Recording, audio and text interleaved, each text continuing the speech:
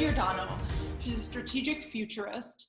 She is a global keynote speaker. She is the founder of Big Play Inc. She was the first TEDx licensee. This woman is up to really fun and amazing things, and I could say 8,000 of them about her. But with that, I simply want to welcome Nancy. I want to welcome you to the conversation. Thank you. You know what's so funny? Everyone takes my name of the company to just Play Big Inc. and turns it into Big Play. Did I say Big Play? Yeah, but everyone does that. And I'm trying to figure out what is going on in people's brains when that happens. It's a really fascinating thing. I was like, should change the name. But yeah, Big Inc. Well, because Play Big really is, it comes out of a Marianne Williamson essay, but it's about you're playing small, doesn't serve the world. And it's not about scale or sales or ROI, right? It's really about committing and caring and really putting everything you've got into something against a bigger purpose. So it's about aligning one's compass and North Star into a place where you can really pull all resources to it and you know why you're doing it. So, but yeah, so that's me. So so the thing is, I am a strategist first, right? I really do try and help organizations and teams and leaders of all sizes understand how to navigate from here to there. And, the key questions, because we don't know. I mean, it's interesting, right? As futurists now, we're getting asked more than ever, and even that phrase, more than ever, about like, I want to do a word cloud, interesting and more than ever, and other side. Have got to be like the three big phrases for the moment. Yes. But as we think about this, everyone does want to know, like, what's it going to look like and how do we predict it? And there's certain trajectories we can certainly take a look at, and I'll talk about some of the strategic framing that I use, but it's really two key questions, right? What does the future need and expect from us? Yep. And then we're each in a unique position to create and contribute to that future. Yep. I think we can align that, it gets a lot clearer. Yeah. So for me, Play Big is really about that alignment. So let's talk about this, because our audience is entrepreneurs, it's small business owners, it's solopreneurs, and as Bob and I mentioned briefly in our last conversation, some folks finding themselves in this creation space of entrepreneurship for the first time. And this strategic framework where you're talking about what problems are you solving and then how are you uniquely positioned to meet the needs of that challenge. Will you dive in just a little bit to that? Because yeah, sure. I mean, it's one of those things that sounds really simple, those two questions, but when we really spend time thinking about it, they're really critical. And they're as a professional, they're as a human, there's a member of society, and you can take that same question about what does the future need and expect of you, and what are you in a position to create and contribute as a person, as an organization, as an industry. I will even argue lately as a nation. We're thinking about those questions, right? What does the future need and expect? As you think about the horizons of artificial intelligence and ethics and all that stuff, it's really interesting to see how Europe is playing a very different role than China is playing a different role. So that question about what does the future need and expect is a really extraordinary one. And it does, again, building on what you guys just talked about, require curiosity. And a desire to learn and to pay attention and to really think about what's going on and to be open to the fact that things may have shifted and changed. We talk a lot about our strategic work, building capacity to sense and respond to new information, right? What does it take to be able to do that again, as a person or as an organization? I did a lot of work with companies where we would actually go and show them, this is what the future needs and expects, and have a really big, like I could fly it in on a golden plane with a big red bow. And they still didn't have a culture that was able to absorb and respond to new information. And so how do you build that capacity to be able to learn and to appreciate that something might be challenging one of your current assumptions and be willing to at least test or start to, provoke that idea a bit and to see if that's possible or not. It's been really fascinating actually in the land of vaccines right now with COVID-19. There was an article I just posted yesterday about a company called Benevolent AI, right? That was able to take this very sophisticated software they had and be able to match current drugs that are on the market now so that we could, fast track regulation and delivery and see what problem they could probably solve within the breakdown of the COVID-19 virus. And they found one that was an arthritis drug, a rheumatoid arthritis drug. And so when they first put that paper out, you could imagine a lot of people go, oh, that'll never work. And instead, there's this incredible openness to go, okay, let's figure it out. Let's see, like, what is the scientific mechanism and would that make sense? And how can we clinically trial it faster? And to watch people, again, be like open to new information and jump at trying to figure out how to validate it. You don't have to say yes, but at least you can say, what if? What if? Right? What if? And it doesn't matter that it wasn't their idea, it was somebody else's idea. They, were willing to jump on it. So that's the environment I think that we're in. And that's really what these two questions are about. And then the part about what you're uniquely able to, bring to the future really has a lot to do, again, with your unique curiosities, your experiences, your resources, your equities, whatever if you're coming in as a brand, One of my neighbors, as we do our social distance happy hour things in the cul-de-sac, far apart, asked me at the end on Wednesday night, he's a small business owner and they're thinking about shifting some of their business. And he was asking me again how to approach it, and whether it's, my neighbor Kevin down the street, or whether it is Nestle frozen foods, or whether it is, some of the even bigger entities that we get to work with, that those are the same questions we ask. Yeah, those are the same questions. And what I love so much about what you're saying, there's a component in there about being open and willing to challenge the assumptions that you have about what is or isn't possible. And I think, as I see the degree of disruption that we are currently experiencing, and a continued degree of great disruption that we will be experiencing, this ability to question one's assumptions and to get clear about what the character of our assumptions are, because the character of our assumptions drives the quality of our questions, and the quality of our questions drives the quality of our strategy and subsequent results. Yeah. Are you there? Ooh, you're frozen. Nancy's frozen with such a good idea here in the in-between. Let's see if we can get her back to us. Are you there? And in the meantime, so while we're waiting for Nancy to become unfrozen in the space of this, if you do have questions for her, for us, about what's here and what's happening, if you've got, if you are, I see somebody here with their hand raised. Justin Benton, I see you with your hand raised. If you wouldn't mind just tucking your questions into either the Q&A chat bar and or the chat bar itself, we will be able to pull them up and in. Awesome, Nancy's back. Can you unmute yourself? Oh, there you are. I think it's different. In the last 24 hours, a couple of times, and we're trying to figure out what is going on. So I just am now doing it from my phone. Hopefully that's better. Redundant technologies, that also helps. Redundant plans. So sorry about that. No problem at all. I'm glad you're back. Hopefully for the next 22 minutes or 18 minutes. But yeah, I mean, I think that we're just in a really interesting moment where there's a lot that's going to be coming at us that we're going to have to think through. And challenge our assumptions. And as you and I have also spoken, this is not just this moment. It's going to continue happening over and over and over again as we learn more, as artificial intelligence comes in more. I mean, AI is going to continuously challenge our assumptions as we get more, collect more data. Frankly, as people are going to shift how they behave. I mean, that's really why I wrote this essay a few weeks ago about what will we know and what won't we know 6 months from now. There's a lot we won't know. There's a lot we will know, actually, but there's a lot we won't know 6 months from now, because people are going to shift their behaviors in ways that we'll have to wait and see how that turns out, right? Yeah, so there's some component of waiting and seeing, and then there's this action in the interim. Now, one of the things that that I've seen you speak about, and that I think is particularly interesting inside of this context, is we're moving from the acute moment of crisis and into the interim. What are some of the shifts that you've seen in the economy and that are possible for the economy? Well, when I started thinking about like what we will know, right? What is it that we're witnessing right now that informs what we do next? I did sort of end up with 4, and there's probably more, but there were at least 4 that I'm spending a lot of my time thinking about. And they're addressing breakdowns that we knew that existed beforehand, but now we can see them so clearly. So the first is that we are en masse all moving into this digital future, have moved into this digital future.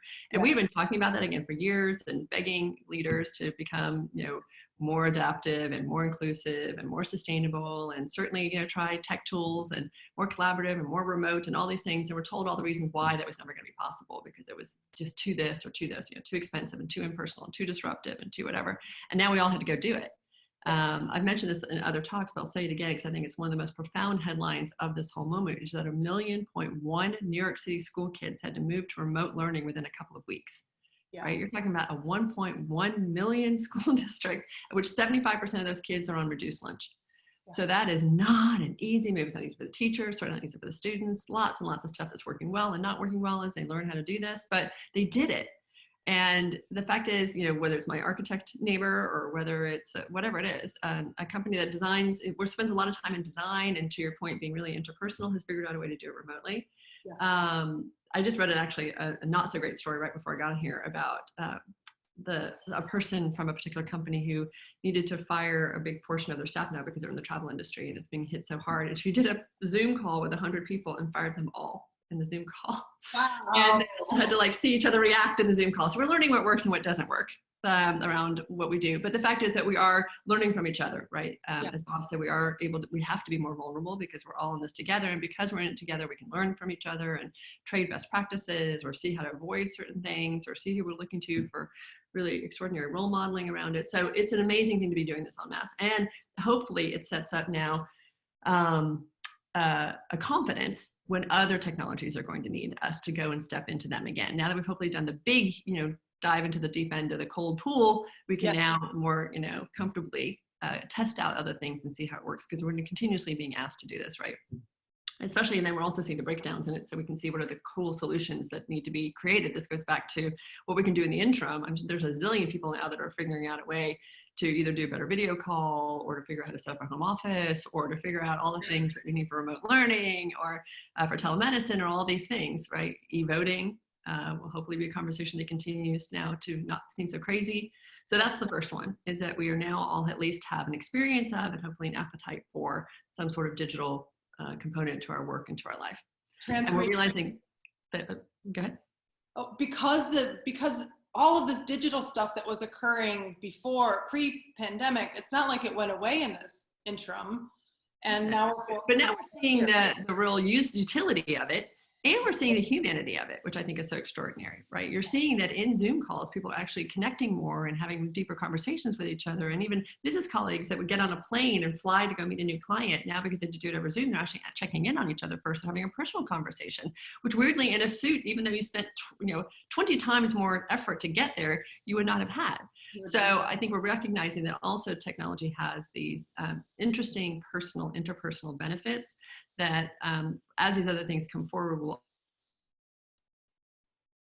be, the selfie, with the fact that the iPhone could create a photo, we never knew it was going to turn into a selfie, which turns into a communication platform worth $25 billion on any given day with Snapchat. So we don't know how these technologies become something that we absorb as humans, but we're seeing that there's some real benefits to them. So that's the one that I think that is worth paying attention to.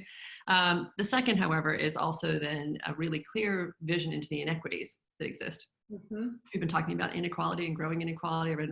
I watched a Khan Academy talk yesterday on GDP and income inequality and how it's grown and how 1980 sort of this big, huge split happened. And so again, we've been talking about it for many years, but now you see it in action when some kids can't go to remote school, right? There are a third of kids in LAUSD who apparently can't log on for a variety of reasons, right? Or people who don't have good health insurance, people who don't have sick leave, people who can't remote work, all these things are becoming more and more visible. So the question will be, as we move on, how do we want to solve for that?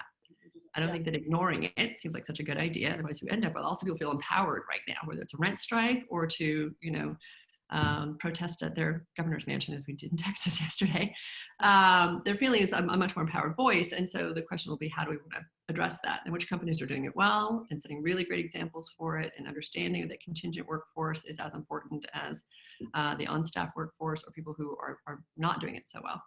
Yeah. So I think it's important to pay attention to. And then the third, which is also just breathtaking, like again, as much as a imaginative futurist as I'd like to think I am on a good day, I would not have ever predicted that like all planes get stopped and all cars get stopped and all retail gets closed around the world for the exact same period of time. Like I find this just startling. And if it was a science fiction story, I wouldn't believe it. So what does that mean? It means there's a huge economic, just sort of disaster brewing, but it means that there's an environmental, big, huge, deep breath being taken. So as we can actually see that our consumptive behavior has an impact on the planet, will that change something when we move through this? Right? Will we be as likely to get on an airplane as we were before? Not just because we're worried about the virus, but because we also really are thinking about our carbon footprint, right? Skies are clear in places that hasn't been clear in decades, right? And water is running. It's crazy. And if you're in India and suddenly can see the Himalayas, what does that do? Well, it's got to like really change something. Yeah. So I do think that there will be certainly an appreciation for that more. We may go back and it will always be a tug of war well, you can either look at it as a tug of war. I would like to look at it as a symbiotic relationship between economic viability and environmental sustainability. But now when those climate change deadlines get ringing, maybe we've even pushed it out. Maybe we've actually taken a bit of a healing breath and we can give ourselves a bit more time, but hopefully we'll take it a lot more seriously because we're realizing we really do have a giant impact on that. And a lot of solutions that come out of that. And then the last one is just what we will have learned about ourselves and our support structures, our families, our communities, our employers, our government, in terms of who's got our back, right? There'll be a tremendous amount of self-awareness and reflection and thinking about resilience, but resilience across a lot of different ways. And I think that will also change our behaviors some way, somehow. You know, from whether it was, you know, the folks in Italy who first got on their porches and started singing with each other, and we've watched it now, you know, sort of roll through the world in different forms, or you're just thinking about, again, your families and thinking about where it's working well and where it's not, or in our other employers where we feel well held or where we don't, by our governments and the leaders that we're electing. I think it's going to have a really interesting impact on the upcoming 2020 election across all of the various seats that we're voting on. So yeah, I mean, if those four things enough, right? We could probably go on and find more, but I would say, again, if you think about, we're all on mass and digital, we are thinking more about the inequalities and how to address them. We're thinking a lot more about, we're aware of the environmental impact, and we're thinking more about our support structures and ourselves and our resilience moving into those. Those are four giant things that we're going to build with as we move forward. We don't have choices around them. You know, at first I called them shifts, but now I'm really calling them awakenings. Yeah. There are things that we can't unsee, but we have choices about what we want to do with them. Yeah, I love this. And for each of us as entrepreneurs, as strategists, as leaders, as business owners inside of this moment, if you can, I find that it's often useful to take a strategy or framework, a context, a box to help you sort of shape your thinking, and then play the game of what would happen if. What do we do with these tools? How might this impact our business? Not only impact, because that's kind of a reactive way of receiving what's occurring, as opposed to how might we look at what's occurring and say, how can we add value here? What's an unmet need that our clients, consumers, customers, constituents have because of what's happening that might fit into one of these four major shifts that it sounds to me sort of underneath all of this, there are four pandemic shifts who don't have a defined outcome yet, and therefore each of us has the opportunity to shape a future that looks different than what one of the things I've been saying is that we're all futurists now. We all are builders of what it is. There's no, if it was already up for grabs, to be quite honest, before the pandemic, there was a lot that was happening. When we talk about the fourth industrial revolution, I'll say fourth productive revolution, in the sense that there was a lot that was going to be created and new. I saw a question that came in that said, you know, how do we get more caught up on the future? And I will say the book that I'm enjoying the most right now is Peter Diamandis's book, The Future is Faster Than You Think. It's very tech focused, but he's also very much about commercializing those technologies and thinking about how to inspire entrepreneurs to be able to use these technologies in very, you know, impactful and potent ways. I mean, his whole goal, and part of why I'm really pleased to be aligned with Singularity University, is about how do we create a solution that can solve a problem for 1 billion people or more. I mean, he really does play at scale, but it can be a small thing that suddenly makes a huge difference for people. So I do think getting more familiar with the technologies that are coming are really, really important. It's happening faster than we think. It's the convergence of it that's happening. And we've talked also about, like, you know, coming out of the 2000 recession, people who had invested time in learning in the internet were able to jump out faster and see all kinds of new opportunities that could exist with this thing called the web, right? It didn't exist 20 years ago in the way that it does now. And the people who thought about that during the 2007, 2008 recession, also when they thought about mobile and social. There's a phenomenal article, if you ever want to read, Thomas Friedman wrote, What the Hell Happened in 2007? And he wrote this great piece about all the convergent technologies that were birthed around that time that we kind of forget about because of all the, you know, the pain of 2008. But the people who had thought about those were the people who were able to come out more successfully on the other end and more quickly. And we feel the same thing about artificial intelligence, for sure, in its convergent capacity to work with robotics and to work with, you know, with biomedicine, to work with a whole bunch of other technologies. It will create this giant lift again. So my, you know, big invitation right now, to your point, is to learn and to be curious. There's a zillion online classes you can take. There's a zillion things you can read about this stuff that help you on the tech side. And then on the human side, what is it that the planet needs to thrive? What do we all need? You know, one of the things we talk a lot about in our work And we have the opportunity potentially to work on a really, really cool project. We'll find out next week. But if so, the thing and it's because of our tech, prowess that we were being asked to do it. But for us, it's about putting the person at the center, right? I was to describe the human cloud at the center of the digital one that we are building. Because if we don't, we create more problems. There's a lot of things that have been created in the 20th century that, our GDP grew and productivity grew, but we've had a lot of breakdowns.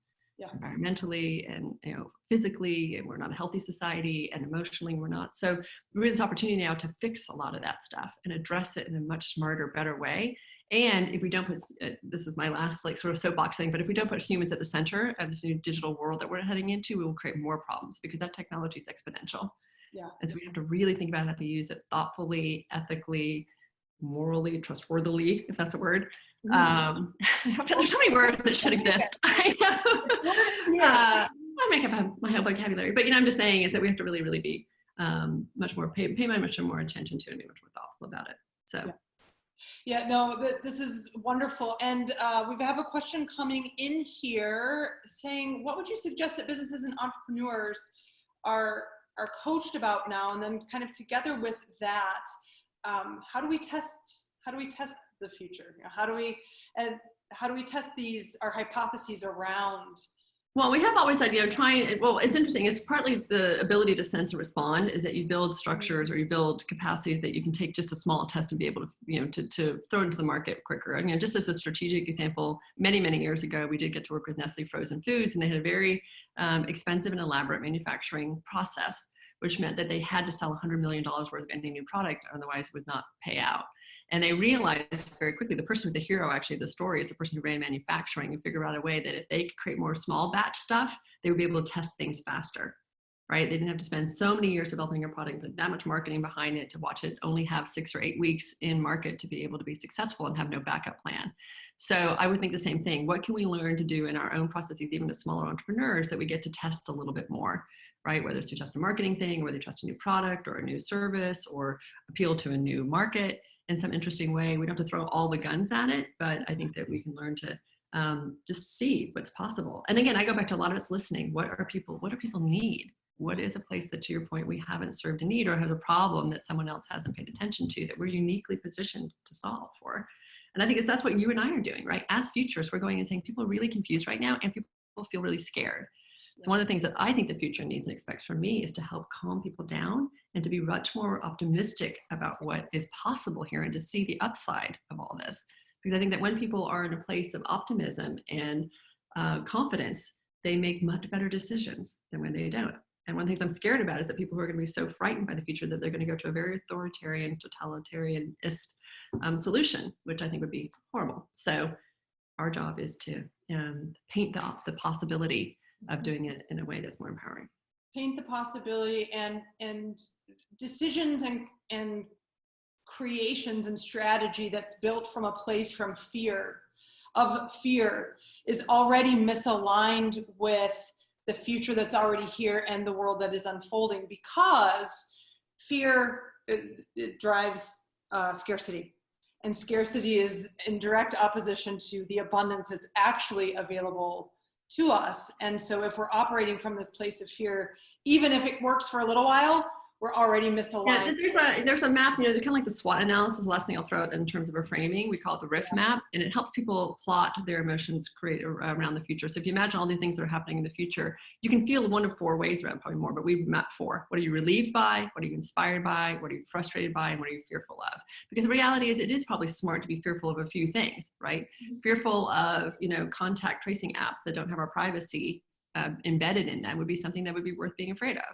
But outright rejecting, rejecting that would be terrible. So we have to think about it. It also creates a lot of empathy, because something that you might be inspired by, somebody else is fearful of, you can have a much more rich conversation, much more empathetic and compassionate conversation if you're mapping that with people. So we've done it with teams. But so I'm just saying, I think it's a consolation, but not to certainly be from a place in which you are just locked down with fear, but that you are even in your fear curious about how to solve for that. Right, and to join other people that are solving for that. I will say most of my work has come out of frustration. It's a very useful emotion for me. Things I get frustrated by are the things that I want to go solve for or to fix. And it sounds like, as we're coming here to the bottom of the hour, you and I we spend a lot of time chatting and could spend even more doing so now. What I want to underline is through all of these tools, strategies, and frameworks that you have shared with us here today, and your final point being humans at the center of what's occurring, all of the strategies that you've outlined in detail are driven by being in conversation with other human beings to figure out what it is that they need, they want, they're afraid of, what frustrates them, what drives them. Yeah, I'm certainly that, and just to learn. I read a ton. Like I spent all yesterday morning doing this weird collection of reading about regenerative economies, to what was going on with GDP, to how the 6 countries that survived COVID the best did it. Like, 'cause I was really curious about the strategies from Iceland and South Korea and Germany. Like I was just, so part of it is just being really open to learning about what's happening right now. And then bounce those ideas with other people, stretch them with other people, join communities, because I think that it's really, the scariest thing is to try and figure out how to do this stuff all by yourself. Even as solopreneurs, right? We're part of various communities, and it helps to be able to open those questions to each other in those places. So yeah, I think, I'm grateful to be in a city where we are not the hotspot of this, and I don't have anyone who's personally involved. And financially, we're figuring out our way. So it's a luxurious space to be able to hold for what is next, how do we build moving forward. We are finishing a book that will be talking about this whole mindset that we need to be moving into the future. So leadering, which is in contrast to leadership, will be out in a few months. So a lot going on right now. Well, ladies and gentlemen, please follow Nancy Giordano, LinkedIn, Twitter, and all of the other places that you can find her. She is a fabulous human strategist and somebody who is a good thinker as you are thinking through your dance between now and next. So Nancy, thank you so much for joining us here today. And I look forward to seeing you again very, very soon. Thanks for pulling it together. And deep breath before you go into the next one, sister. Thank you. Bye. Thank you so much. Bye-bye.